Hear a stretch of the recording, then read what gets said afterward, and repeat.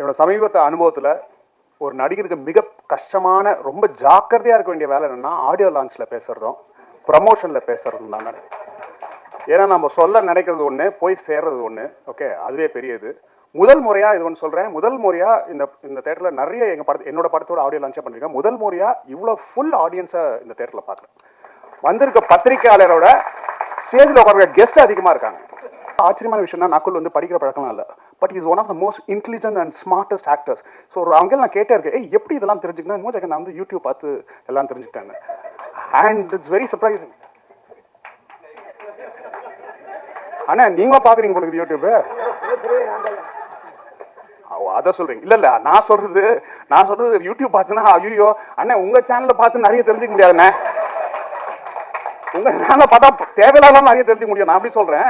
நான் சொன்னது science, okay, alien, அந்த மாதிரி no all scientific things, no very smart.